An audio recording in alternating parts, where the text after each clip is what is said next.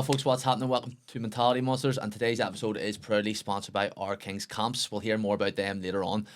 Today we're joined by an Irish League legend and an NI football legend as well, Mr. Liam Boyce.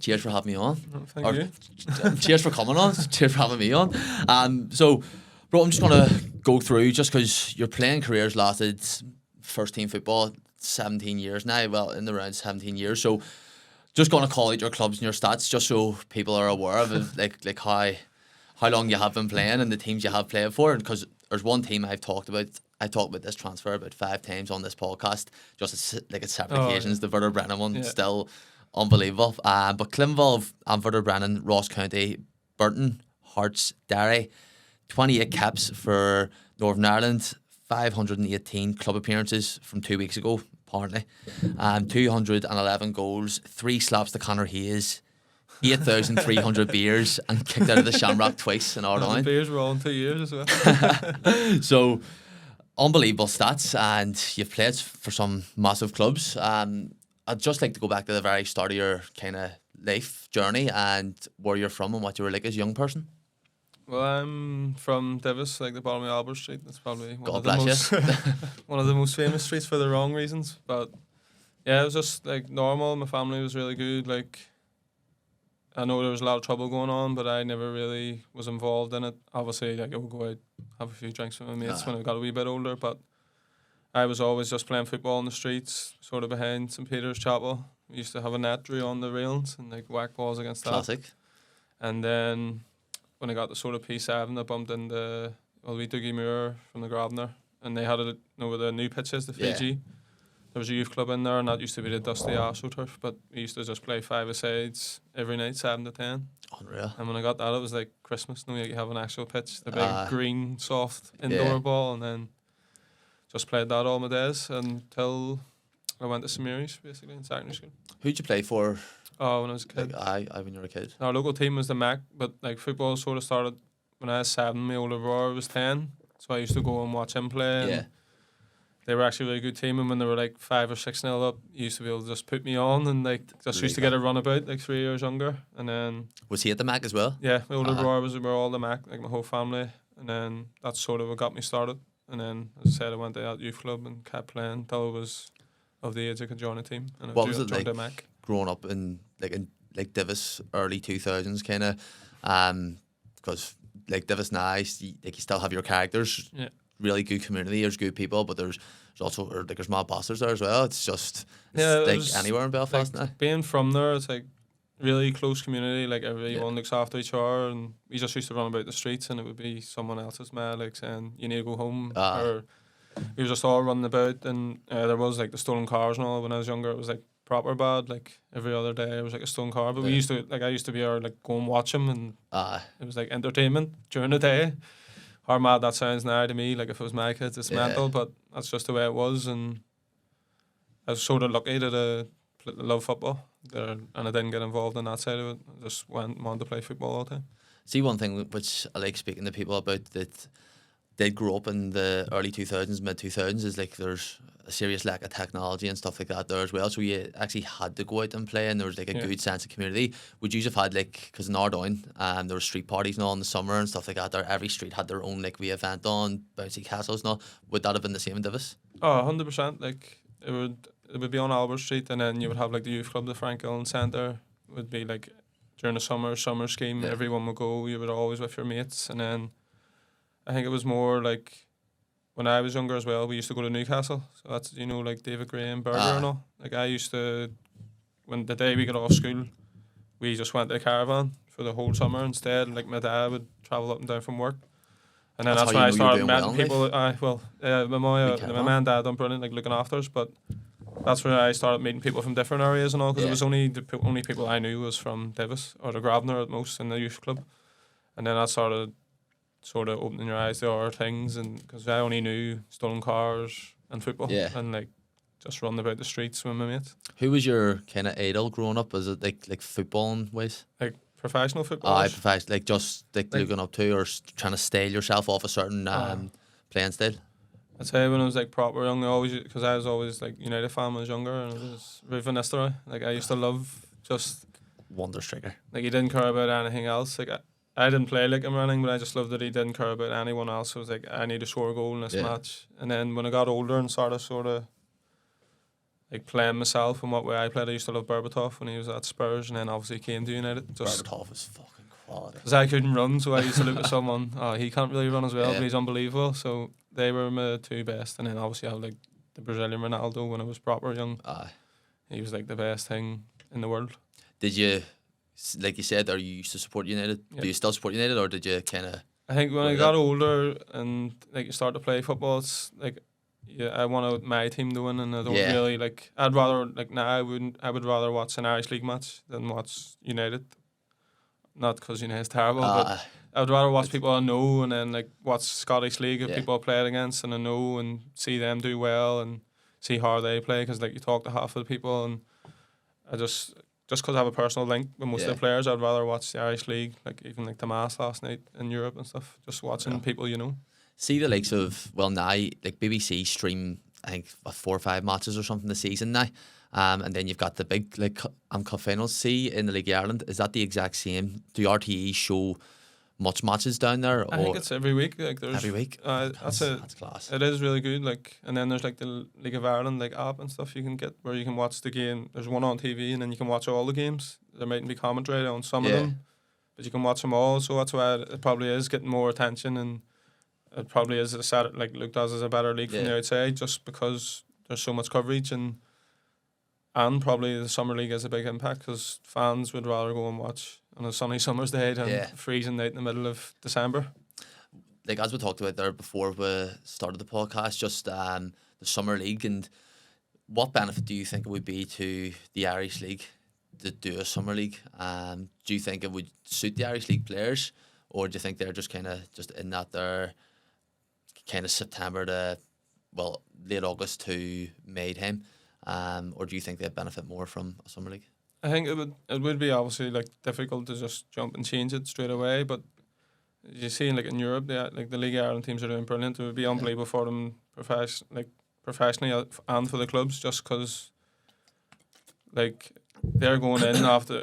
When you do a normal pre-season, you're playing like local teams. You might go to Scotland, play one full-time team, and then you're going in and playing really good teams in Europe. It's like a big jump, and I think like the League of Ireland just playing competitive football for so long before and being fully fit, fully flying into the season, like the teams have settled down, they know their best 11. Because like when new players come in, you don't know if they're going to start on fire, or you give them time to bed in, you're going into a big European game, it can be a big ask. So I think from like playing ways, it would definitely help.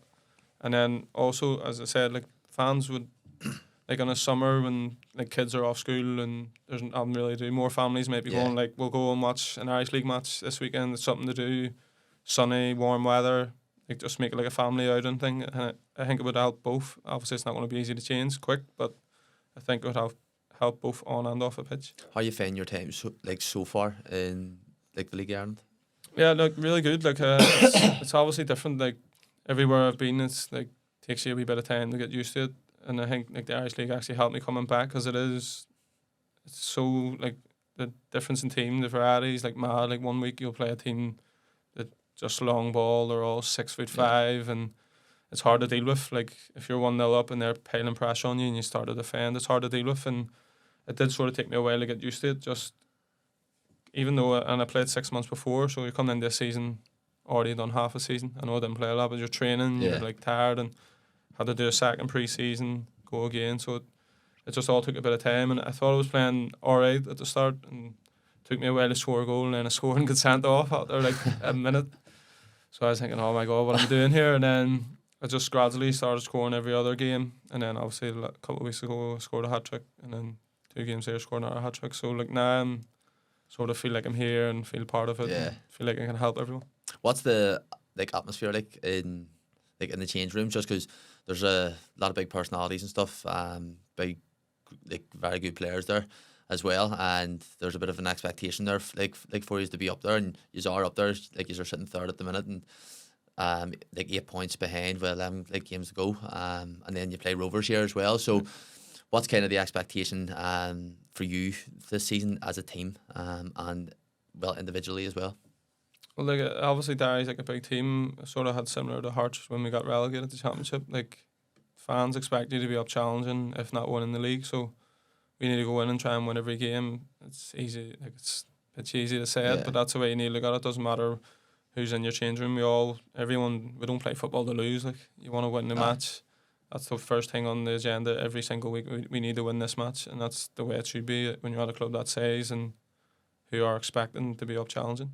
100%. We're going to go back here to the first spell, Clinville, 2008 to 2010. How did that go? Like how did you sign for Clinville at the very start? And then what was it like, kind of your first few training sessions up with the first team? Were you playing for, like, first team football for the Mac before that there? No, so as the Mac, I always played a year above myself because we didn't have a team at my age up until like under 15 and down in Connor League.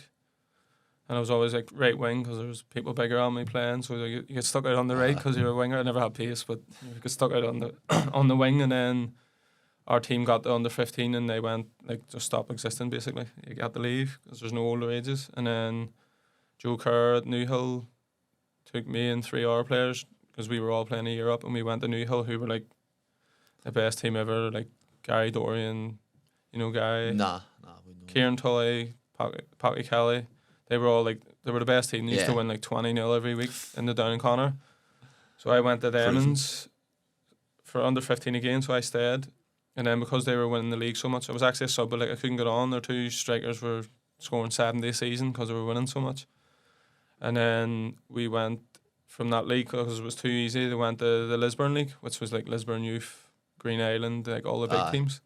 So he basically wanted a challenge. But that was when the years changed, so it went from like June to June to January to January. So I got to play under 13 3 years in a row. Or sorry, under 15. And then I know when we went into that league, Tull and I think it was Mojo and Patrick Dillon left because that's when like Glen Torn and stuff would start to come into it and would take players from like the local teams. So I was always a sub, and they left and went to Glen Torn. So Joe Kerr started playing me. I think we actually played Glen Torn. The boys that left, we played them in the White Rock Leisure Centre, a friendly. I think it was in pre-season, and we beat them 2-0. Like I think I scored 1, and then that season I just kept playing, and they all ended up coming back because we were a good team. And Joe, fair play to him, he stuck with me. He could have easily put because he's been with him since under 10, and I kept playing. And we used to train on half a pitch at the White Rock Leisure Centre, and Clinville would train. The first team would train on the other half, which is mad when you think of it now. Like we were on this half, like 7-side pitch training, and then Clinville were on that half, and it just naturally happened. We were training away, and then they asked me and Kieran Tully again to go and train with the reserves, and that just went on. So I used to play in the morning, Saturday mornings for the under 15 team, Saturday afternoon for Clinville reserves, and then Sunday I played Sunday league for like a men's team as well, Rushlight Celtic. How did you find the physicality at that age? Playing I think that's where I was lucky, like for playing for my brother's team. Obviously I was a wee kid, like, and it was going on, it was 5-0, but you're playing against bigger people, so I knew I couldn't like use my body when I was younger. And then when I was playing a year up all my days, everyone was always bigger on me. And then when I went to Cliftonville, but when you're a kid, like that's like each team needs sort of like a young player to come in, and like I could have went into Cliftonville thinking like, oh, Ronan Skinnell's like the best player ever, like he's going to skin me and be afraid. You just go in, you don't really know anything, you're like just fearless. I'm going to keep doing what I've done that got me here, and that's just what I done when I went to Cliftonville. Like obviously I knew like Chris Skinnell because he's like a hero, like, and like you learn so much off him. Like he used to play up front with Marky Holland, and the both Femins were like hard as anything, run the channels, both machines, and I used to look like he's our captain, like the best player we ever knew at the time at Cliftonville. And I used to look at him like, Jesus, he's doing everything. Like he'd run through a brick wall, and it sort of gets passed on to you. Like if you want to play, you have to do that too. See, when you were there, what was the senior players like? I'm with you, and the likes of Chris, Ronan, Georgie, Barry Johnson and stuff like that there when you were coming through. Would they kind of take you under like their wing and they can kind of show you the ropes, and the likes of Chris trying to give you advice and stuff like that there? Or was it just you're thrown in the deep end, it's either like sink or swim? No, they were all brilliant. Like Big Dak O'Hara was that really good, Davy McAlinden, them had Lego, Kieran Donaghy. And then Chrissy, like, you know, if you know the Skinnells are like the nicest people ever, like you could go and ask them anything. they're just dead nice people. And then we had Janty and Georgie. Janty used to actually pick me up to go to training or I'd had to get a black taxi up the White Rock. Like my mum and dad really don't pay attention to football. That's the way I prefer it, to be honest. But they would he would come and pick me up in his wee MR2, like 2-seater. So he would then drop me up to training, and then he also was really good with Cats. Because when I went to the reserves, Cats used to play some reserves, and I didn't have a phone. See, I didn't have a phone until I was, I think, 20 or something. I don't know why, I just never did. So every Friday night, Cats used to have to phone my house phone, and then my mum would answer and be like, "Liam, the phone's for you," and I had to go to the phone upstairs, and Cats would be like, "I'll pick you up at 8:30 to go to Bangor to play a match." So it's different times. That's it. No, everyone else had phones. I just didn't think I needed one. When I think about it now, it's a bit mad. Like I'm playing for Cliftonville. I need to have a phone to text the manager or whatever. But then they were all brilliant with me. Aaron Smith was really good as well, because he was young as well, and he was unbelievable, and had done everything, one young player of the year and stuff for Cliftonville. So for them to be my age, Stevie O'Neill, Aaron Smith, Ryan Catney was the younger sort of squad, and they all looked after me, had a laugh, went out or whatever. And then the older ones would try and get you through games. If someone smashed me, Barry Johnson would smash him, or Georgie would 2-foot him, just that sort of thing. And that's what you sort of need when you're younger. See the kind of standard of training then compared to now. Obviously the Irish League now is a lot more professional. There's structure and stuff like that there, and there's good load of, in terms of tactics now, implemented into the game. Back then, was it as tactic heavy, or was it just pure fitness? I wouldn't say fitness. Maybe when Eddie was my first manager, he was fitness, and Brazzy was the assistant with Big Chew, and it was Eddie was sort of more aggressive. He would be the bad cop, and Brazzy would be the good cop, and Chew would be the other bad cop. But they used to shout at you and motivators and get you going, and Brazzy would be the one that would come and if you're near in tears, you'd be like, "No, you're alright. Keep doing what you're doing." Blah blah blah. But they were all fitness and small sided games and stuff. But to be fair, when Brazzy came in, it was Skin Little, who was really good coach. Yeah. I think they sort of knew what players we had got together when we were winning the league, that there was no point of saying we need to do this, we need to do that. It was sort of we were set up to know what way we were going to defend.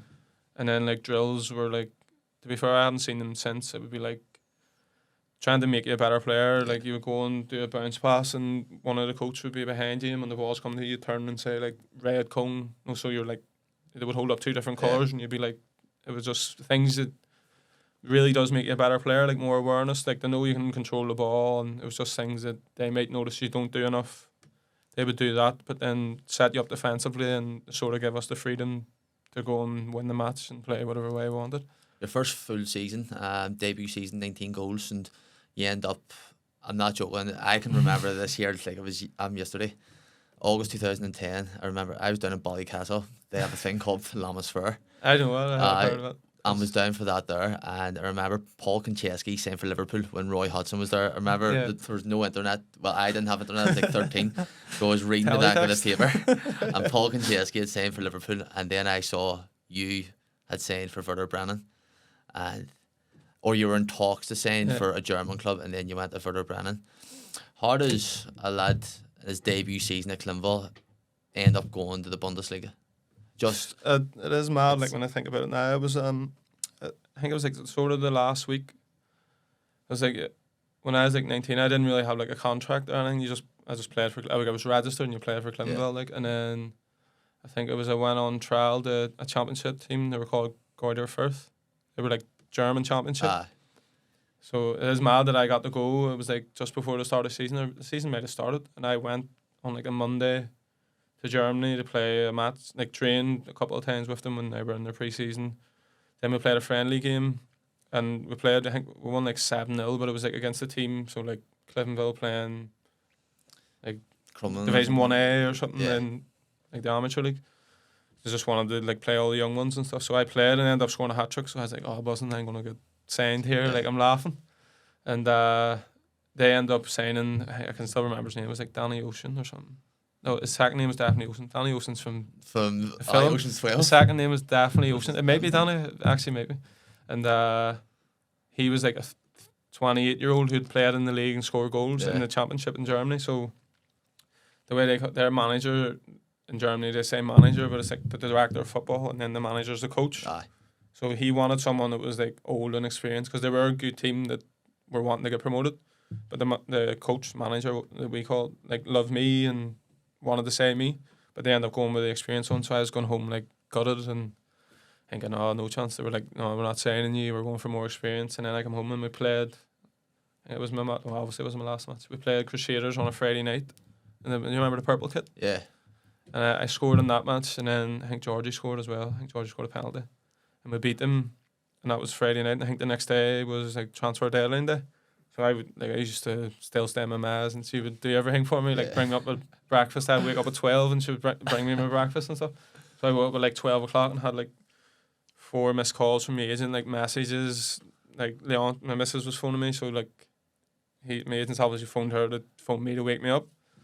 And woke up, and then I phoned him, and I was like, what's wrong? He's like, you need to get on a plane at like 2 o'clock to go to Germany. I was like, what do you mean? He's like, oh, Werder Bremen's like agreed with Glenville. You need to get a taxi to the Europa, because Jared Lawler worked there. So I had to go and get like the form to give me the permission to go.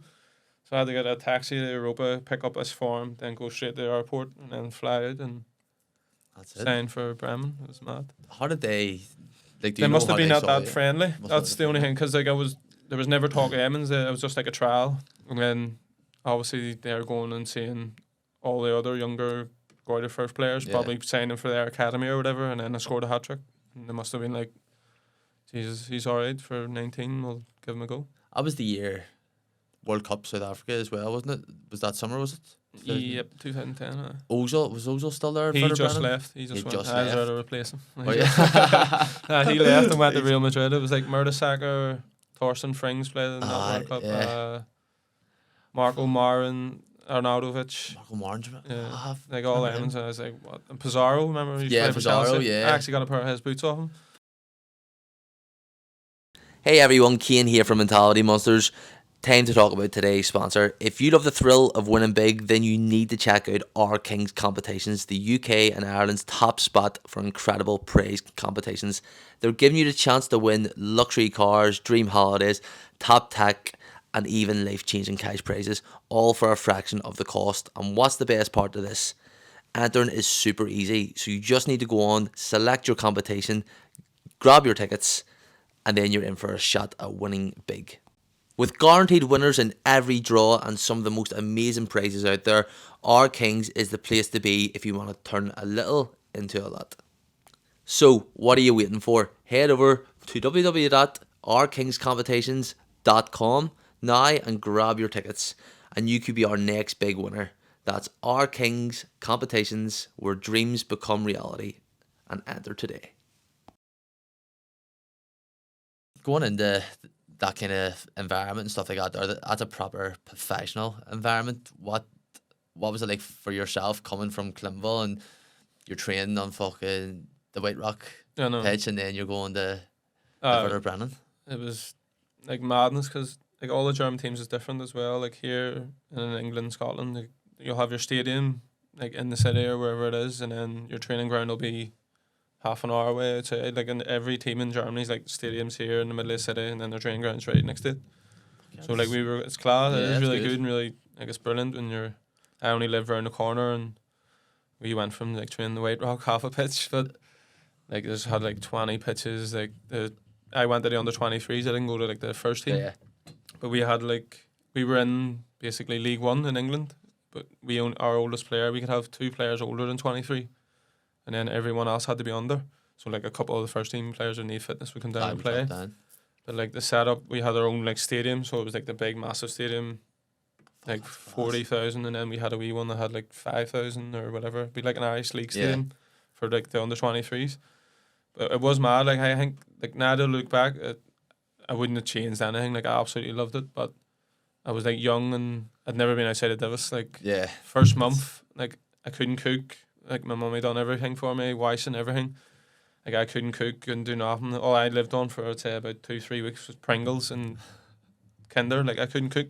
The breakfast, that's all I had. Champions are. No, that's like how naive it was. And then because I was like shy and I couldn't speak the language. I was learning the language and I didn't want to go into like a supermarket and go up and go, here, can I get this Yeah. with a pure Divis accent? And look at you and like, what are you talking yeah. about? So I done that for like a couple of weeks. And then like one of the older ones that was over 23, Henning Greeneisen, you called him. He was 28. He must have knew like he's young from a different country. He started taking me out, showing me how to use like the trams and stuff, and Fair play, go into town and take me out for meals and all. And then my missus, we met when we were 15. She would come over 1 week a month because she was in uni, so she'd come back for 3 weeks to her uni and then take a week off and come over and stay with me. And that was like, the first week she came, she'll laugh, she'll probably be raising say it, but like we had, for the first 5 days, I didn't know anywhere to go. Yeah. So we were eating Pringles and Kinder, and I come home and she was like near in tears as if like I need to get out of this house.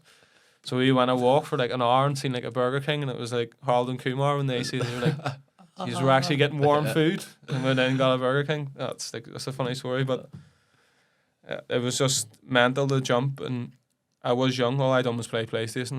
Like I got to like 81st in the world in FIFA. That's what I need to ask you, because like I actually remember back then hearing that you were fucking unbelievable. I wake up and go to PlayStation. training at like 10, get back at 2, and then I would play the PlayStation to 12 at night, go sleep every day for near 2 years. Like because it was like a way I could still talk to my mates and like we're in voice chats and play Call of Duty, and like to be fair, I done it back home when I was at Cliftonville. Like it was no different. Like obviously you go out at the weekends with your mates or whatever, but I was just play PlayStation, so that was my way of like still feeling like I'm at home, even though I was completely on my own for 3 weeks every month. How do you think your time in Germany went?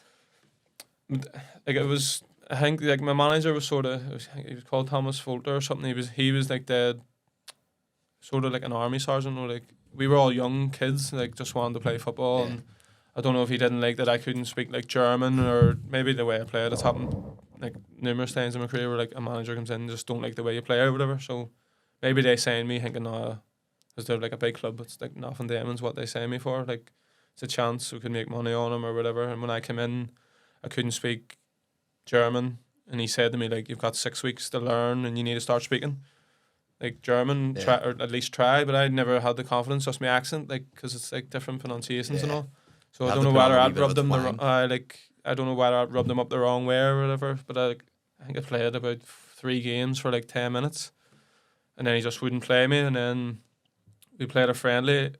Like first time I got to start, I must have just been to get minutes up for people who weren't playing. I scored a hat trick in that, and I was like, buzzing. He's going to, like, I showed him I'm going to play, just didn't play me. Didn't. And then the end of that year, like, do you ever see like the FA Youth Cup in England? It's like massive. They have their one in Germany, obviously, and like the under-19s of Bremen were like the best team, so they won that. And see anyone that was like 20, 21, 22, they all basically left. All the ones that I joined like left, and it was me and the 28-year-old left, because all the under-19s were coming up to basically be the under-23 team because they were the best in Germany. And then that's when like it says like you can go, and like I was like 18 months in, and I was that naive. Like I was training during the morning with the under-23s, and then it's weird, the under-21s is like part-time. I don't know why it goes from the under-19 being like full-time best team, then the under-21s is sort of like part-time team, and then the under-23s is full-time again. But they were making me like go during the night and training with Emmons as well, no, like trying to make me hate being there to leave. And I was like, they must think I need more training. I was just that stupid. I was like, I'm getting to play football, like it's my job, and I just went and done it. So that they end up like agreeing to pay me up so I could go. So I actually probably that I was that naive, it actually worked in my favour, because if I hated it, I'd have went and said I want to leave and not got anything. Yeah. And I was just like, I get to play football on the PlayStation, like buzzing. See, when you were there, you got your Northern Ireland debut. Did you against Scotland? I think no, I was in the Nations League. I played in that, but that was right at the start. It's a bit mad. Like it's like nothing really changes overnight. Like you just because you join a bigger team, you get straight in the squad and like get picked. It was a bit mad. Like it went really fast, and then I think I played the next one against Slovakia, like my first competitive game. And see, when you were actually called up for the squad, and again, like as you say, you're not playing, and what was it like going into the squad? Because there's like Stephen Davis is, I don't know if he was still at Rangers, so he may have been like Southampton, but there was like Johnny Evans and stuff like that there, Aaron Hughes, like big players. What was it like going into kind of like a changing room and down again and stuff? Was there like with them and just seeing kind of the standard they're at? Did you think to yourself, fuck, they're way ahead of me here, or did you think, no, this is I'm with No, I three didn't. people? Like anytime I play, like I never think like, oh, I'm good enough or anything. You go on the pitch and you try and be the best player in the pitch. It doesn't matter who's there or not. And if you do be, it's better for your team, better for you. So I always went, and like obviously you see like Johnny Evans, like you watch him at United and all, and you're like, he's unbelievable. Like it is unbelievable. Like so professional. Stephen Davis is unbelievable. There's always like people in around it. I think when I was in the squad against Scotland in that Nations League, there was our Irish League players there. I was like Colin Coates was in it, like Jordan Owens was in it. So I was going in. I was going in to that. That maybe helped me. Like there's people that I played with and played against, like, so I didn't feel out of place. No, like I played in that league. I won the league when they were in it, and you sort of feel like if they're in it, I should be in it too. If I deserve to be here, whatever. But no, I never like really got shocked. If anything, to help you, like if you're trying to do mad stuff that they know isn't going to work against them, they're going to tell you, like, you're in their team, they're going to say, oh, you need to be quicker in this stage. Like, because international football is different. It actually is like a lot slower than like league games in Scotland and Ireland. Like, sort of as if the other team, the players have more respect for each other. Like, he's an international, there's no point in me going and like getting so tight to him because he's going to control it anyway, and it's like a bit more time. And if you do take a bad touch, you'll lose it. But it sort of suited me that, like, they do sort of give you that space. Respect, as if like he could do something really good. Even you might not be able to, but it was there, so you got to take a touch and take your time and look up and just keep a ball. And all I'd done was pass it to Stephen Davis that year to qualify for the Euros, because like if you give him the ball, you couldn't get it off him. See, when you first went to Northern Ireland, did you ever play with Paddy McCourt? Yeah, he's like insane training and stuff. Like, see small-sided games. That's the way it was. Like, if he was in your team, that's the first like proper person I was like, he could do anything he wants. Like, what happened? Like, he's just, I don't know. Like, I think it's sort of like he needed like a team to play a certain way and a manager just to let him go and do whatever he wanted, basically. But like, seeing five-a-sides, like if he is in your team, you will not lose. Like, the other four, you just don't even need to do anything. Just try and knock and see the goal and just pass it to him, and he would like literally walk. It's like I wasn't quick, and like you had to try and do like a skill, but he would walk with a ball and somehow within a blink of an eye be past the person, and it looks like he didn't do anything. He was just like lean, and then he would be at our side and still jogging, and they can't catch him. It's just some of his goals for Celtic were fucking. That's what it was like. Every time he gets the ball in small sided game, like the one, I think it was like Inverness, he kept running the whole way across the pitch, passing the bottom left. Like, he would just do that every time he got the ball. Yeah, he's lethal. Like, he just looks like see as well. It just looks like he just rolled out of bed and just thrown on the kit and just started fucking playing. Like, it's class. It's just, that's one of the things I was like, you always. Actually, I think it's his nephew, Liam McCourt. He just went to Norwich from Derry. Really? They're like the same person. They play the same, like lethal. The same laid back and like tricky, and he's only I think he's 17. He just signed for Norwich yesterday from Derry. Fuck yeah, that's quality. What's the biggest lesson that you learned in your time in Germany that just closes up on that like chapter? It can be a good lesson, or it could be a bad lesson, or something that you've kind of took on later in life. Like, if it sort of wasn't in Germany, because like as I said, I was naive. But see, like coming back and then going back to Cliftonville, because like I went on loads of trials and teams didn't want me, and then that made me want to come back just to be somewhere where like I was with my mates. So like it was sort of not take football like too seriously, because I was thinking like it's my job. I'm in a big club. Like, I need to do this, I need to do that. Like, everything pressure's on. You need to do that. And then when I come back to Cliftonville and started playing, it was like with my mates, and it was like have fun, like be yourself, like try the mad stuff that you always would try, and like it was just more like enjoy what I'm doing instead of making it like a job, like play places and go to work. It was like play football for fun. That's what I always done when I was a kid. And then when I come back and was at Cliftonville, because we were all so close and my family was around me, it just felt more like at home and I could enjoy football again. Did you ever see just after that there, like kind of being like released and then going on trials and getting like knocked back? Did you ever fall out of love of football at that time? 100%. I was like, I think at first I went to Kilmarnock with Kenny Shields for like 6 weeks. 6 week trials, mad. This was like because I left in I think January, so I went for 6 weeks and I was like just training away, and then I came to like it was there that long. Like my missus came to visit me on a trial, like because I was away that long, and or sorry, my wife I should say. But I was there 6 weeks, and at the end they were like, "No, we don't want you." Or, I don't know why. It takes 6 weeks to do that. That's what I mean. Like, Does just it? tell me after 3 days, like, and then I'll go to the next. So then I went to Oxford, I think, for a week. They didn't say me. And then I went to Aldershot, who were in the conference, and they didn't say me. I was like, Jesus Christ, like, I went from like playing for Cliftonville, scoring loads of goals, playing at 19 to Bremen. Now I can't get signed in the conference in England. So I was like, hey, there was no point. There was like, I could have went to other trials, the other teams around England. And I was just like, there's no like. I just want to go back and play football, and then that's when I come back to Cliftonville, and I think I played about 4 or 5 games for the first team, and it must have been like my head was melted, and I wasn't good. Then that was the 6 months I went to reserves, like at the end of that season.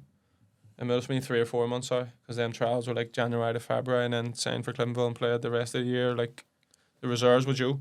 Yeah. That's how I met Joe, because I was playing that bad after that time of getting rejection, that I wasn't myself when I played, and then I went to the reserves for Cliftonville when I just came back. What a fucking like I'm duo there, like used two together. Yeah. See that goal against Linfield. I know. Fuck yeah, unbelievable. like Cliftonville had just probably say 2011 had just lost Rory, the Swansea. So Because I left when Rory burst on the scene, and then he left when I came back. like you came back. What was it like? Was there much of a difference? Because was Brazzy the manager at that time when you came back? He was.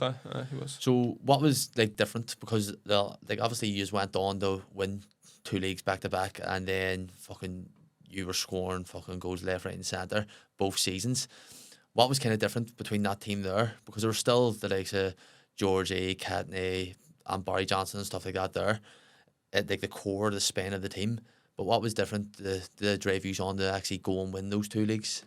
I think Brazil is a big part of it, like, because like everyone will say, like when Addy was the manager and they were like the bad cop basically. Brazil was always the one to look after you, and then that's him would try any less for Addy or anything. It's just different ways of managing people, and I think Brazil suited the way, because even though I was away and you come back, like you automatically like him, and half of the team would have been from when I left. Yeah, and he was their mate, and then when he becomes your manager, like you have like not like a love for him, no, like he looked after you, you'll do anything for him, you'd run through brick walls, and then just his way with people, it was like nothing was ever like serious. Like if you'd done something really wrong, he would say to you, like, but he wouldn't scold you or shout at you, or he would just talk to you like, what are you doing, what are you thinking doing that or whatever. It was just that way with people that it like brought everyone together, and then obviously they made good signings, like CC coming back was massive. Chris Curtin saying that. That was the second year. The second year. And Mark Smith, Jimmy McGovern, Tomas started coming through, and there was like younger players coming, Marty Donnelly, Stevie Garrett, all them boys. It was just all like sort of fell in the place at the right time. Like obviously, Brazil has to take credit for like the signings and stuff like that, but it was just everyone was there, and I don't know if we actually believe we were going to win the league. Like from the start, you know what I mean? We're just all playing football. Like that's why I loved it. Like it wasn't like we need to win this match. We just went out and tried to be better in our team. And then when we got a run going, you're thinking like it doesn't matter who we're going to play next. We're going to beat them.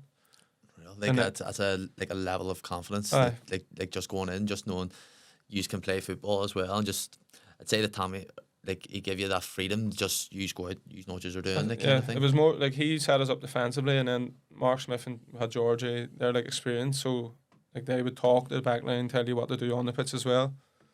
And like they're both coaches now, so it obviously transferred well. But they sort of look after you, and then when you have Katz and Jante in the middle, like you know you're going to be solid. We had Ronan left back, who was unbelievable. Then we had Marty Donnelly, who was like Messi, who couldn't run. And then we had Stevie Garrett, who could run, and Joe could run. So it was me and Marty who were passing it, and them two was running, and it just seemed to work. And to have that freedom and like to know you can try stuff, and if you lose it, everyone's so close, and Jante and Katz are gonna like protect everyone, kick everyone. Georgie's the same. So we knew we could try stuff. I always said to Joe, like we only need to do like try mad stuff 9 times out of 10. Like, because if it work or 10 times, because if it works once, no one else, like only people at the match is going to say that you were terrible.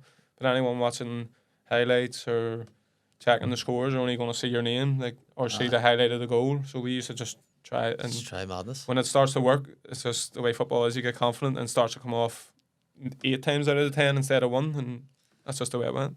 What was more satisfying, the first league title or the second? I'd say the first one has to be, obviously, like just because it was so long and stuff. And I don't even think we were top like by New Year's Day, but I'll never forget that we played Linfield on New Year's Day. Is that the one we beat them 3-1? I think I scored 2 and Joe scored 1. That's the one I was swinging from the bar. I think. Away at Windsor, because when I only started, like, I didn't really know Irish League. I knew some of the players, but then when you get into it, you like know Linfield's a big team, like the best squad. Everyone's expecting them to win it always. So every time you played them, it was sold out, and you were like, "Oh, if we beat these, it's like a big deal." Like it was like a final every time you played them. Yeah. But then that year, when I think we were like second or a couple of points behind, and we beat them on New Year's Day away, and it was like big. Like we didn't just beat them; like we fairly deserved to beat them, which doesn't happen much at Windsor. So when we done that, I was like, "Oh, sweet, we're like actually flying here. We're like a good team." And I think I need to check it, but I'm sure we won every match from New Year's Day until we won the league. Like we didn't draw or didn't lose, and it was just. To be fair, the League Cup against Crusaders before it helped us massively, because Crusaders were in our team and we'd never won anything. Yeah. Like the County Antrim Shield, obviously you're still winning something, but like It's not a real like big the big three trophy. League Cup. Like everyone's in it. Yeah. And when we got Crusaders in the finals again, we battered them 4-0. I think it was on Sky, and we were class that night. And it was just like that feeling of like lifting a trophy. All right, we've done one. Like we know what it takes to win. We know what it feels like. And then just from New Year's Day on, we beat Linfield and went on a run. See, being a lad from West Belfast, and I think most footballers who play like Irish League who are from North and West Belfast, you kind of want to go on to play for Clinville just because it's kind of like your people, because your friends and some of your family members might go and watch the Raids of Solitude and stuff, and keep up to date on the scores and stuff like that there. What's it like for you representing Clinville, being a lad from West Belfast? It is massive. Like it took me to get there and see what it means to play before I knew. Like my dad used to, like, but my dad and my mum, like they probably wouldn't know who I was playing last week or this week. They would just know if I scored, and they'd probably see it on Facebook or something and say, "Oh, well done, son, like good goal" or whatever. But they don't really pay attention to football. But like my dad used to go and watch Glenville when he was younger. I think he actually got he tells me he got arrested at the Crusaders match once for like running on the pitch. But like he wouldn't really. They never really told me anything about Glenville. I didn't really think outside of West Belfast. It was just play football. I play for the Mac, try and win. That was it. When you're younger, your life is just the way you're like. That was it. Like I didn't think anything else. Didn't know the Irish League was like where the teams were. I knew where Solitude was just from driving past it, and like, oh, you want to play in like a stadium pitch, like a stand and stuff, because you're just running about mollusk. But then when I got to playing, and then you start to see like meet people, and then you see people around the areas, and then when I started playing for them, people from West Belfast say, "Oh, he plays for Clinville," and like it wasn't, not to be big head. I didn't know Clinville when I played for them. I didn't realize it was such a big achievement at the time.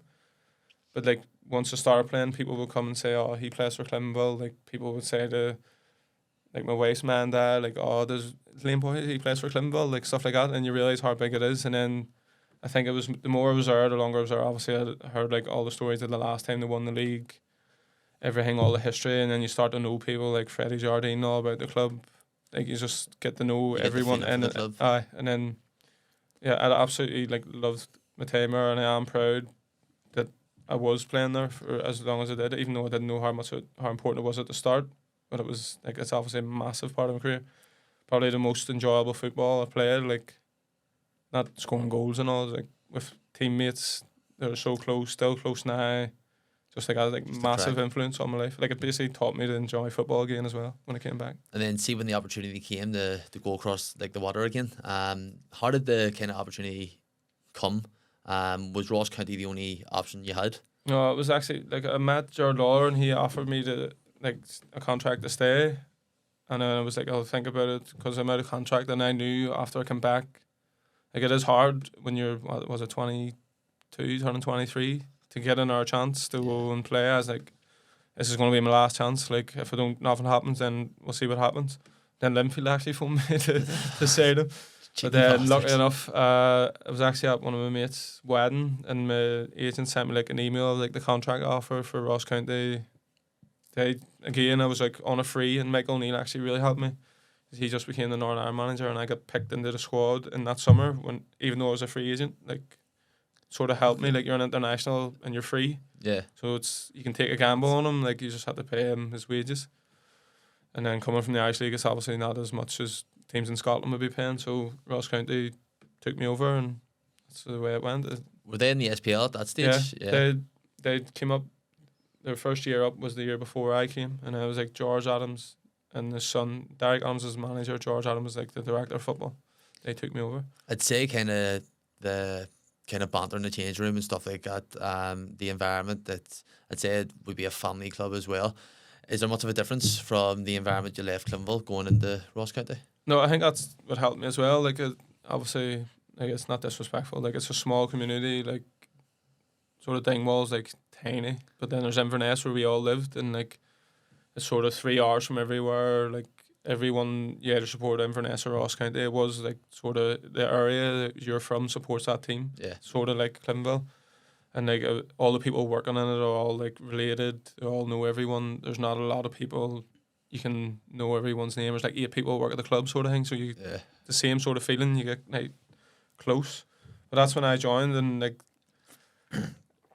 they were brilliant with me because I joined. I was like what I am now is like 18 kilos heavier. When I was playing for Clinville, like I was 18 kilos heavier. So see, like the first, I'd say 4 months, I used to have to go in and run every morning before we trained to lose weight. Like, I never knew, like Irish League teams would like sing, "Oh, you fat," like out there to me, and I'd be like, they're not talking to me, like thinking I was alright.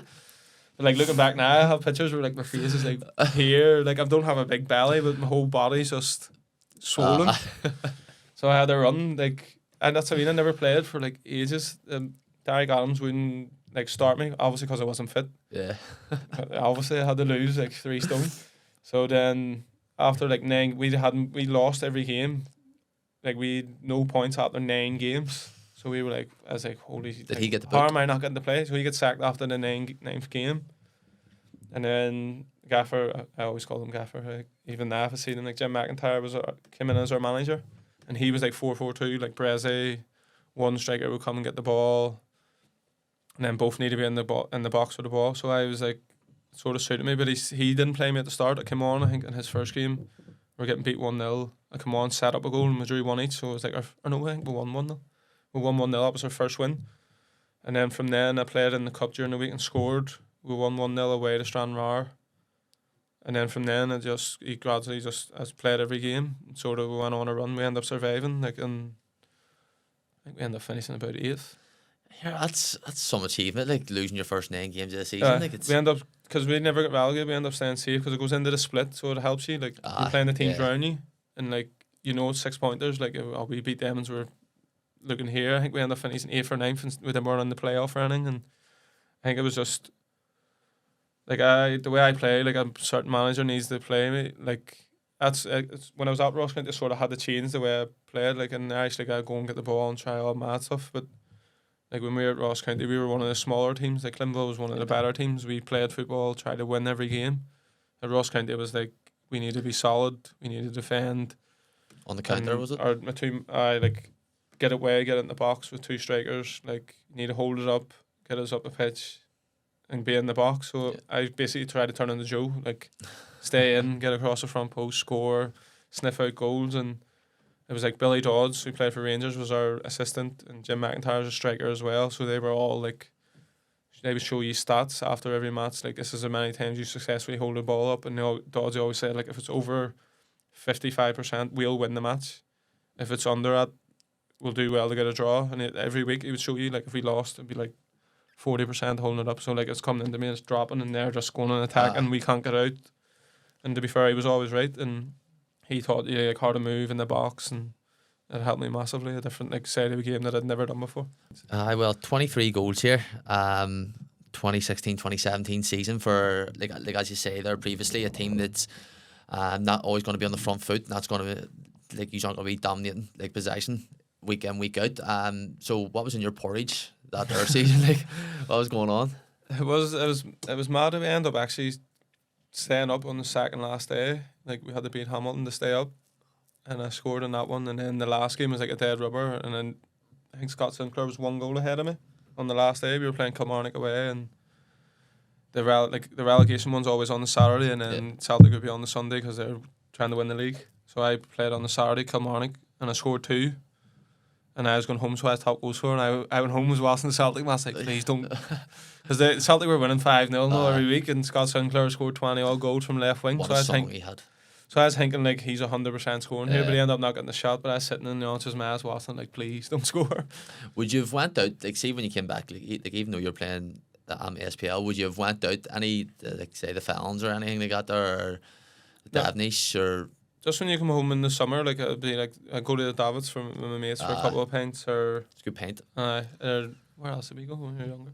Would you have got hounded much? Or No. would most of them, they kind of know you, just thought, that's Boycey? Like, because that's West Belfast again. Like, because I was from Davis, and then I went to St Mary's up the Glen Road, so I knew people from up the road too. Eventually, after I went to secondary school, so like you sort of know everyone. If you can come back now, you know everyone. But now they all just have kids.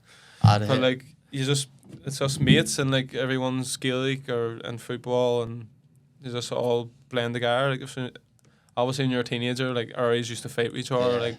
That's one thing. When I look back on that, I think to myself, what are you doing? And now some of them people are like your best mates. Like, people from Davis used to fight from Beachmont, and now like Card Winchester is my team. He's like my second cousin or whatever, and we're like close. And it's just when you get older, you realise it's like, and then you just all become mates, and you know everyone, and you're all from the same sort of area. And no, I didn't really get tortured. Like, it's not really torture. It's like a privilege, isn't it? I think, like, if they're coming up and asking for photos. You're back in Belfast then now, aren't you? Yeah. How are you feeling being back home? It was weird at the start, because since I've been away, it's just been like, well, I was in Germany by myself, came back, and then we went, like, my wife moved with me to Ross County, and then it was just us, because we had like no family around you. It's so far away from everywhere. It was just us. Then we got a dog, had our kid. It was just us, and then we moved to Burton. It was just us again. Obviously, you make friends and stuff like through the club. But like every day you go home, it's just us. Like, we'll go and do stuff together, and it is weird coming back, and because like I would message my mates or play PlayStation with my mates and talk to them that way, and obviously you message them every day. But just like coming home and like you're going to a park with your mates' kids, your family's 10 minutes down the road. Going for a bit of people golf. People are coming in, seeing you, calling into your house, and it is good. It's different. It was weird at the start because we're not used to it. We're used to just being us and the kids. Yeah. And then people come and visit, it's different. But on the main, it was just us and the kids and our dog. And coming back, it did take a bit of time to get adjusted. And obviously, kids changing school and all is massive as well. Yeah. So, like, our family helps with that. And just to have people around, like a support network. So, like, now if I have to go to Cork, like, Leonce's man and dad can come up and watch our match on TV with her and the kids. Yeah. Whereas as in Inverness, I was leaving every second weekend. And Leonce's with our daughter and a dog and has to take a dog a walk and be on her own for a day and a half. That's not a lot of time. Obviously, there's privileges with being a footballer, but it's easier for me. I'm the one going and playing football. She's the one sitting in the house, probably getting melted with two kids punching the head each other. But so it helped that way more than anything. See, when you made the move, did you make the move to Burton after the season that you got top goal score? Yeah, it was that summer. And how did that move come about itself? Was there any other teams as well that were interested in signing you? Yeah, so I had I think it was like a 500 grand buyout clause. So it was like, I didn't really know at the time, and then I knew it was Aberdeen, Hibs, and Hearts. They all like said, right, we'll buy him for that. So I was like talking to Aberdeen. I was actually in Villamura on holiday because after the season you go straight. There's an international. So you're training, and you go to international, and then you only get a week holiday, and then you're back training again. So we went to Villamura for that week, and I was like sitting in Derek McInnes, who's a Hearts manager now. It's mad. I had to like say no to him 3 times, but like he was like, I'll fly out to Villamura and have lunch with you. Like, we want to sign you, and then Burton, because I told him like I probably would have went to Aberdeen at the time because they were the other bet, like they were third second, challenging Celtic and Rangers. And Burton came in, they were in the championship, and I was like, I want to play at the highest level as I can to see what I can do like that, because I'd already played in Scotland. So I had to say, like, oh, I'm thinking about going to Burton. He's like, no, let me fly out and we'll have lunch in Villamure. And I was like, I've only got 1 week off, like, I'm with my daughter and my wife and on holiday, like, I want to chill out for a week before it all starts again. And then I think he was a bit raising, like, over the phone, like, talking, like, what are you doing? Like, you're going to get relegated? No, obviously we did, but it's just, he's trying to make me join them, so it's just understandable. But I just wanted to go and play in the championship. Like, it's a massive level, and I'm glad I did, to be fair. Obviously, it didn't turn out to be perfect, because 1 week before the season I'd done my knee, but I still wouldn't have changed my decision. What was the championship like? Just in terms of, say, like, English football compared to Scottish football. Is it like when I think of it, I think of Scottish football is a lot more physical. It's a lot more demand on the body. But what is the realities of it? It's like, so I went, and it was a week before season in Shrewsbury. We had a friendly, and I done my knee, so I like watched. I think I was back in like 6 months, which was mad as well from the ACL. But I like watching it. We used to play with Wolves, who went up. Were like Ruben Neves and Jota and Carvalho. My first game back. Sorry, after 6 months, like, I went on to the bench against Villa, but I was only on the bench. Like, I shouldn't have been playing for another month. Yeah. But I went on the bench just because we didn't have numbers. Like, Burton was a small team. Is this like when Villa went down? Villa, it was like John Terry and all was playing for Villa in the championship. Richards and all. So I went just to be on the bench, and the physio was like, he cannot play. He needs to train for another like month. So we were 1-0 down at like half time, and Naselcliff said to the physio, was like, can he go on here? And he was like, no, what do you mean? Like, he hasn't played a minute. He's trained for a week after doing his knee. Like, now, it took me like 9 months to come back from the second time. It's like, if you'd asked me, if I knew what I know now, and he asked me, I wouldn't even went to the match. But then I went in the second half, and it was like 60 minutes or something, and they scored. And then he turned and was like, he asked me, like, to me, he was like, can you go on here? And obviously, like, I was stupid. I was like, I get to play at Villa Park, like, here. I'm back. Like, I get to play. I was like, I no sweat. So I went on, and then the worst thing I ever done, the first time, the big diag, John Terry slipped, and I run through and scored with my first touch. So it went to 2-1. And then I had to play every match since then. Like, it took me about, I'm not joking, about 10 games to be able to move, because, like, when you do your knee, you're, like, in the gym for 6 months, just you can't do anything else. I was like, couldn't turn. I was like, out there, just run about like a big unit. Turn on like a bus. So it took me like 10 games. I should have never played, like, looking back, because it's so easy to do it again for like a year after you do it. But I was just like seeing Villa Park, like, playing in the championship, and got scored, so I was buzzing. But you think that there, like, did you ever think you'd ever be saying John Terry slipped and I ran through, scored with my first touch? And the last time he slipped, that's a more famous slip. He slipped in the penalty in the final. The Champions League final. How do you, when you look at your time at Burton, how do you judge it? No, I haven't had.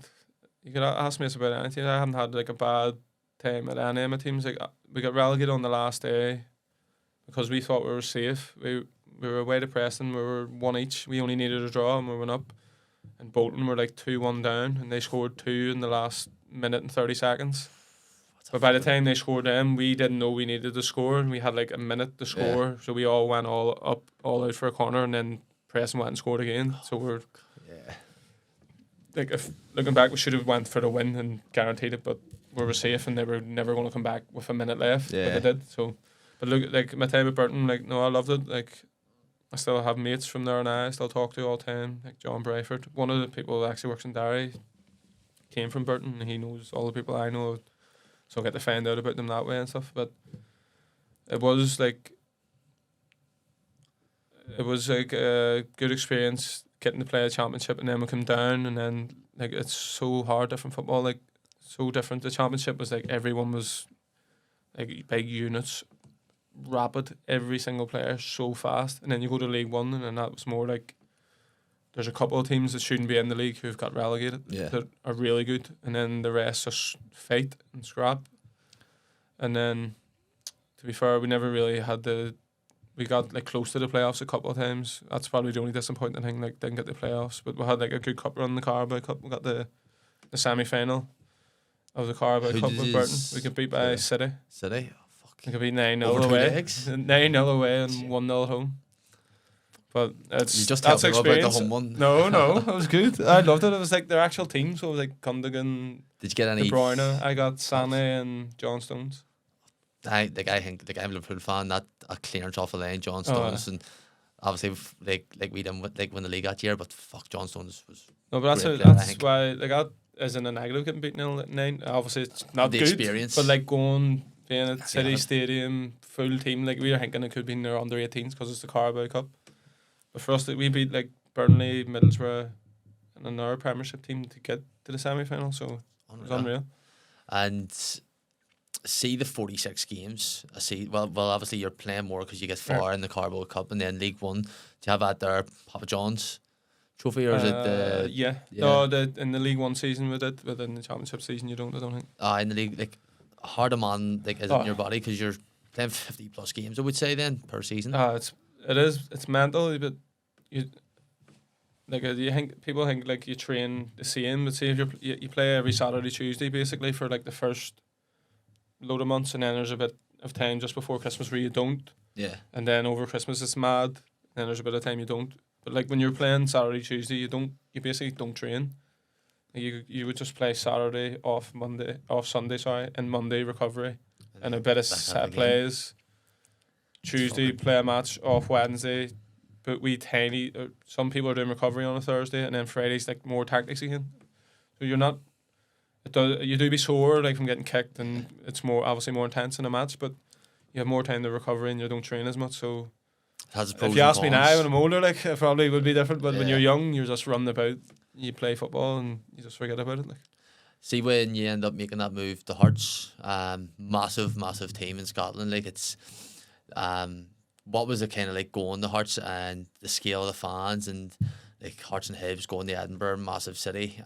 What was your like? You were there for 5 years. Joined the COVID, was it? yeah, like 5.5.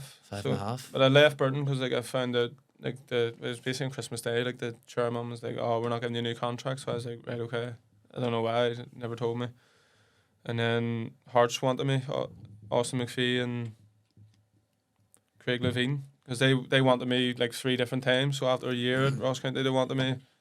When I left Ross County, they wanted me, and then when I was coming back, they wanted me, and Hibs wanted me as well. But I went to Hearts just because of me. It was like big, massive club. I Yeah. always wanted like to be at one of the like proper big clubs in a league where people are like expecting you to win. Yeah. Like at Clintonville, before we start winning, we weren't expected to, and then when you win, it makes it easier to win again. Like you've Yeah. done it. And then at Ross County, we weren't expected to win, even though we won a League Cup, which was massive. Then Burton, you're not expected to win. Like they shouldn't be in the championship. I wanted to like go to one of the bigger teams and like experience it. What it was like. You have to win, obviously. And then I went up. I signed on like I'd say it must have been a Friday night. So I flew up. Just went at like Friday night to see the training ground and stuff. Signed. Went to sleep in the hotel, and we were playing Rangers on the Saturday or the Sunday. It was the day before I came, and then played Rangers the next day. So I was going into the match, like tracksuit and all, and thinking like, oh, might be on the bench if I'm lucky. I started. I was like, I haven't even trained with anyone, like nothing. And then I ended up, it was Nezzy scored the first one. I cut it back to him, he scored. And then I scored the goal on the debut. It was obviously the dream start, like. 100%. Especially where I'm from, then all my mates, my brother's like massive Celtic fan. They're all like phones. You can't even read a message. It's just going. And what goals have you scored against Rangers in total? Oh, I don't even know. I don't think about stuff like that. I'd say about 3 or something. 3? Not that much for the many times I played them. Like, it's one of the questions where I'll ask you like towards the end, your favourite Hearts goal, excluding any Rangers goals. Oh. So Fan of both. So your time at Hearts, you end up you win the championship as well.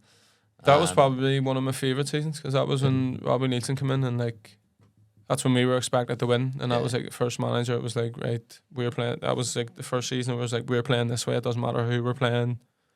We are doing this, and no one's going to stop us. Like, and we were flying. We won it easy. I think we through like one bad week. We got put out of the cup by like an amateur team, and then get beat the Saturday after, and it was like, that's the fan. Like, was it even in COVID season? But the fans were going mental. Like, there is a lot of expectations. So we come straight back up. And then that first year, we end up finishing third. But it's like momentum is mad the way it goes. Like, we were terrible when I joined.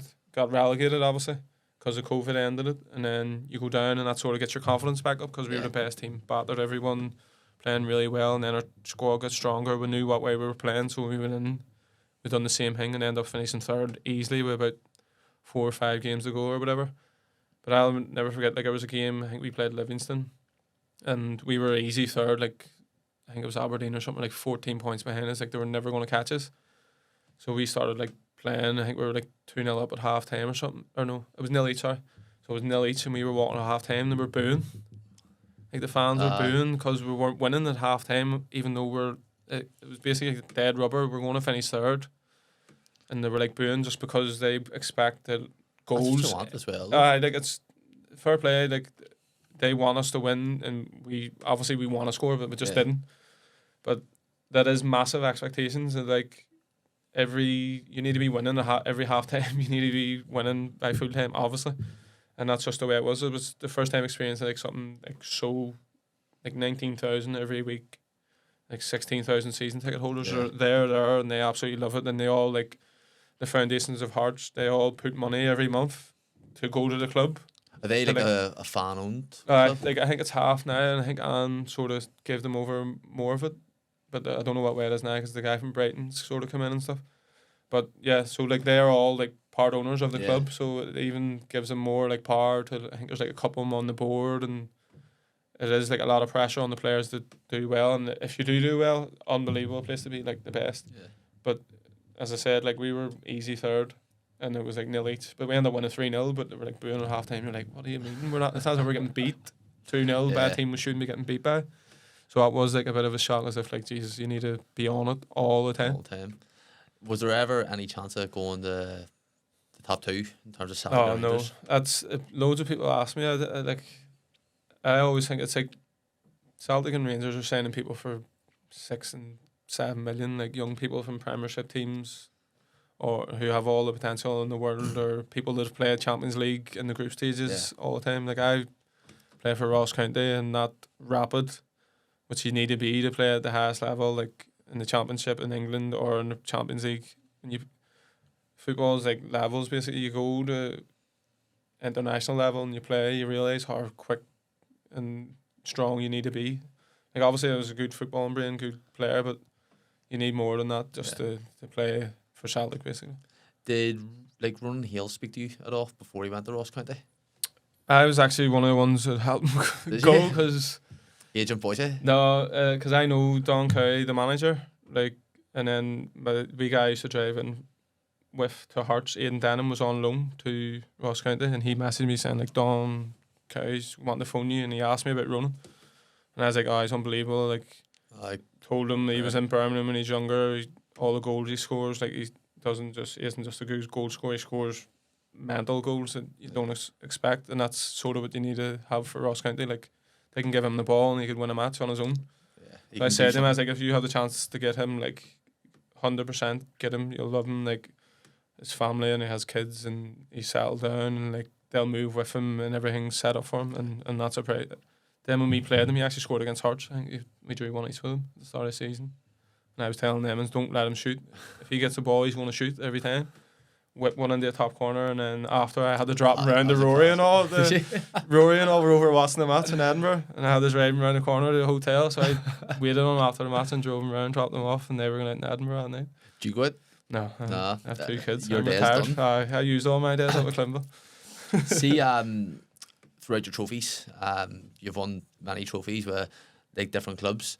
What trophy has meant the most to you, and why?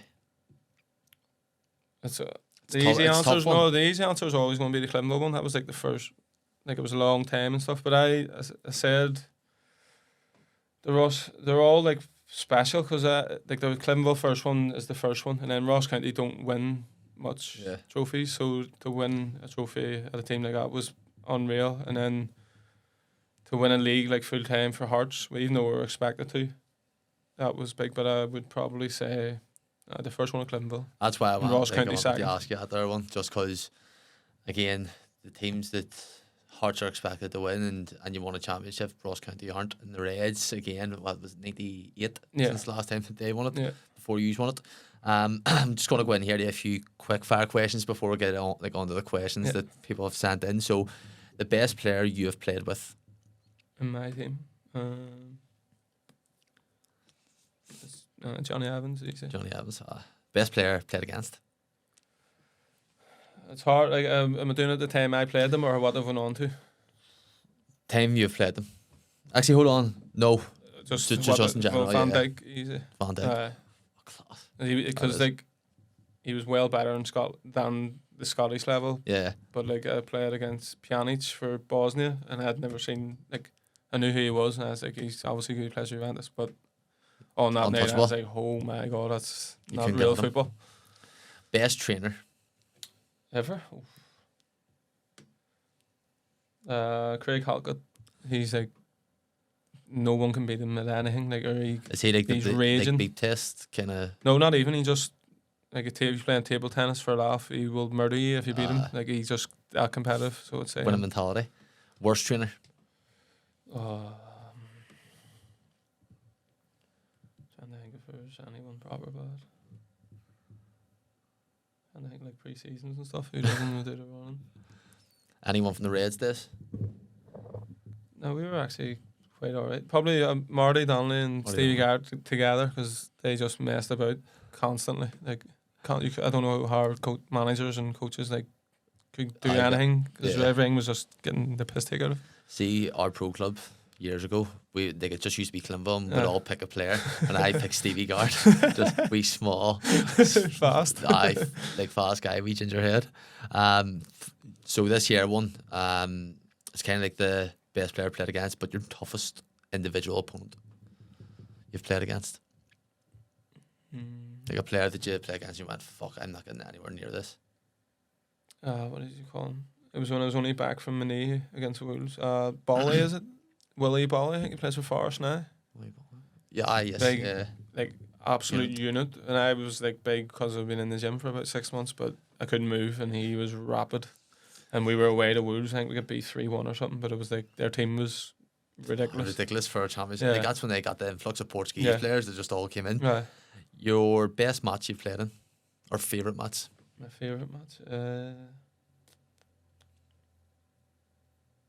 The Clinville won the league. Georgie scored a penalty. Great choice. The toughest team you've played against?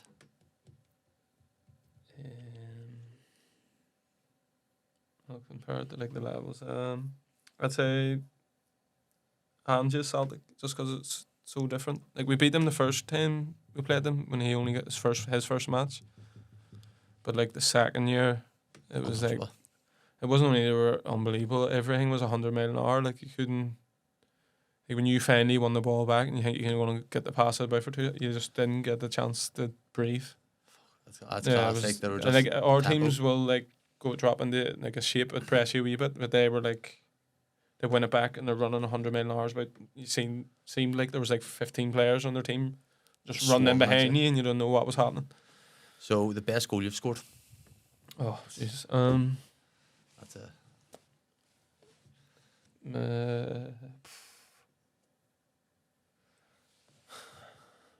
Like, I won goal of the year for Clinville, the Sillery one, which I really like that goal, but like the one that probably like meant more, and I'd say the header, like it was sort of a week of goals. It was against Crusaders, scored a free kick, then the two against Linfield and won the league.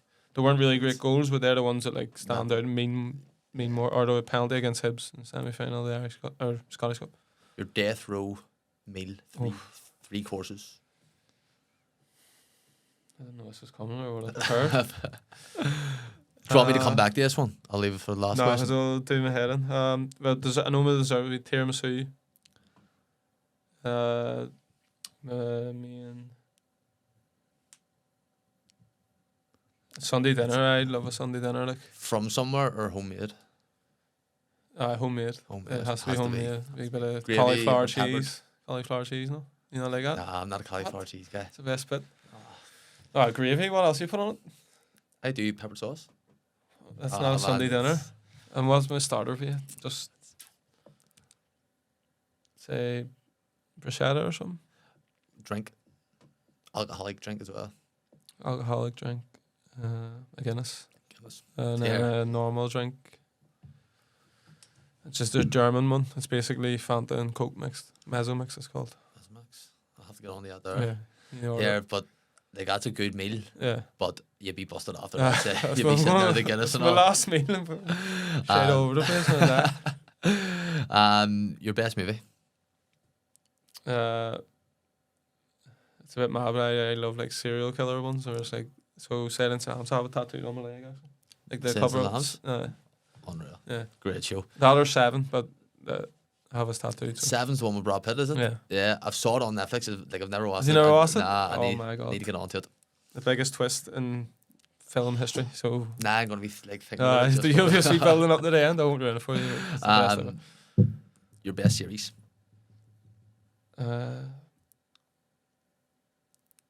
Like my weird one that I proper love is Sherlock Holmes. Like Benedict Cumberbatch's done it. I love that one. And He's a then, great actor. Yeah. And I then, like him. but the one I proper love the most is The Boys. You watched it on Amazon. Boys, I've heard of Superheroes it. and all? Yeah, It's not about superheroes. But it's unreal. I like a few lads in my work like Yeah. were watching it, and I just peeked over to have a wee look at it, but just it didn't look Like like. it's Seth Rogen like wrote it, so it's like not It's- actually superheroes like save it's the funny. day and all. They're all mad and like some of them are like drug addicts. It's like as if they were in the real world now and they're like Just a bit of- famous, and it's like some of them lose a plot. But it's really good. Last question here. Your 5-a-side team from players you played with. Oh jeez. And I'll do it like comparable, like so like if it was someone from the Irish League that was way better than what not just the overall best player, you know what I mean, who I think was best at the each time, I'd say like CC is in nets. He's like the most complete keeper I've probably played with. Well, Johnny will be centre half. I'd say what formation we playing? 2 midfielders. Yeah. Stephen Davis. I need to get one in from Burton or something like that. I'll stick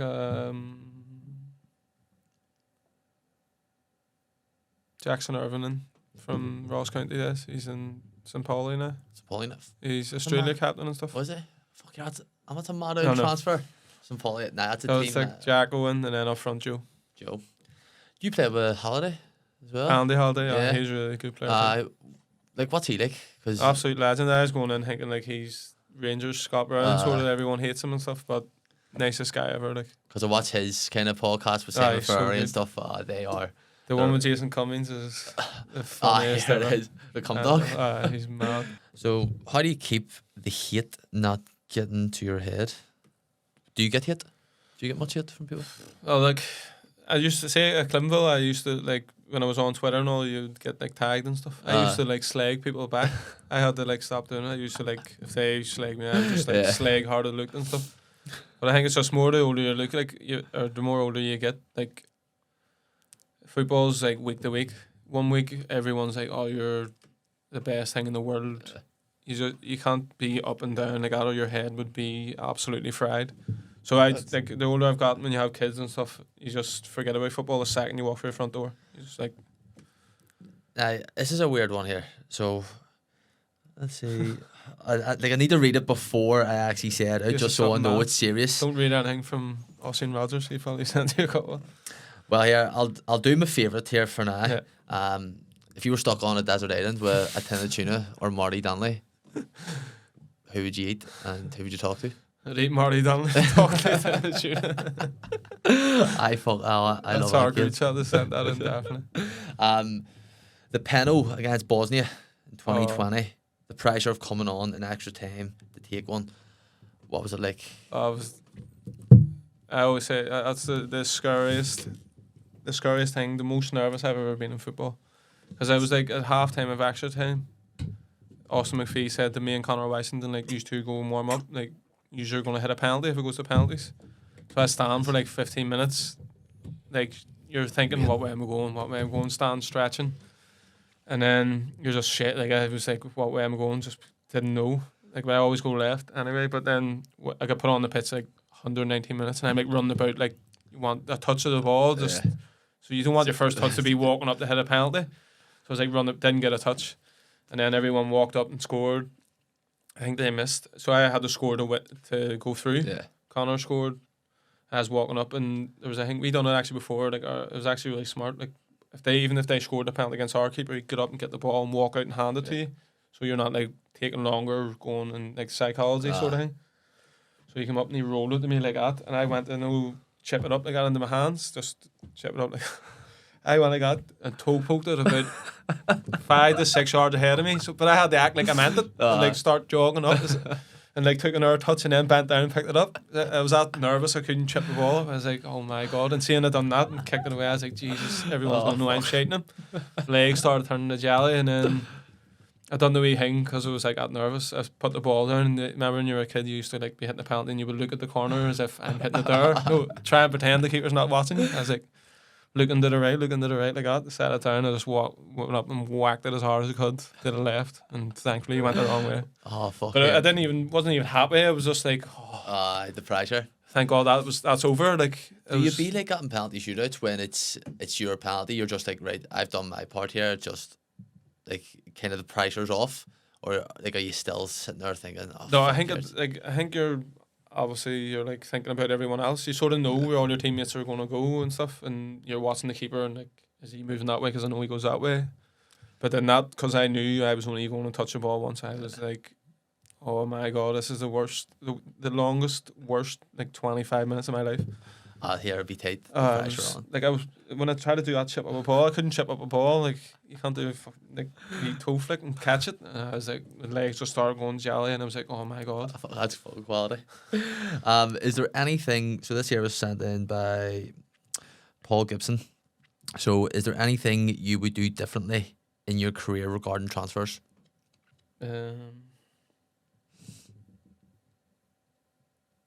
No, like the Germany one. Obviously, looking back, I didn't really play, and I had to come home and took me to go to Clinville again to leave again. But I still done it. I absolutely loved it. And when I was there longer, like and my wife coming over and experiencing Germany, it was unreal. Then going back to Clinville, obviously it was unbelievable for me. Give me another chance, and then going to Ross County. It was just like constant, like The growing up. growth, yeah. Yeah, like I'm not. It's progression. I went obviously bang, hit the floor, and I was like, oh my god, I was not going to get the chance again. And then from then it just gradually went up, and I sort of think I got to show what I can do at every level and done well. And no, I wouldn't change anything. So John Herbertson, in the semi-final, Hearts versus Hibs, you kicked the ball into the stands. I still have it. So, Hearts and Hibs. Oh, that must have been I was thinking the one that scored a penalty, and that was COVID, but we beat them the year after as well, 2-1. Probably did. What's more Hardy steal it? satisfying? Hardy get it out? I thought they'd get it back. People have ways. Here, do you watch Prison Break? Yeah. He made a fun put it up first. Who knows? Who knows? Do you have any aspirations? So this is Brody Husson. Would you have any aspirations of playing up front for NI again? I don't think that's gone now. Like, Go on. it's just like I'd never obviously say no, but the team they have now is all young, unbelievable. Like they're obviously sort of similar to what I went into when they ended up qualifying for the Euros. It was like the older experienced ones. It was like me, Ollie Norwood, Conor McLaughlin, Ryan McLaughlin, Shane Ferguson. Like we were the young ones, and that was that squad that came through and they got to the Euros. And then now it's Michael's new. He's obviously building something instead of just trying to get everyone in the play. It was like because he's dead smart like that, like knows everything. Get everyone together. The longer they play together, the better they're going to get together. So this isn't actually one of the questions here, but who is like for me, who's the best manager in terms of man management and just tactical thinking? Man management, 100% Brazzy. That was like his main thing. Like. Just made everyone be together, feel happy. Basically turned around the way I was playing, the way I was thinking about football. So he was always the best man manager, and then I'd say tactically, Tiernan now is really good, but I've only been with him for a while, so I'd say Robbie Nielsen. He's the first one that was like out and out. This is what we're doing. Yeah. Everyone knew, and nothing could have happened on the pitch that we didn't. Each and every one of us didn't know what we were going to do in that situation. Do you think Ange at Spurs, see the way he just kind of stuck his guns in the Premier League, and then kind of in the final against United, he kind of changed it up to suit the way the team was actually playing like at the time. Do you think, see the way you says there, that he says, right, this is the way we're playing, we're just going to go for this year, but some managers are stubborn enough to just continue playing that way when it's not going well. Do you think that kind of mentality is a pro or a con?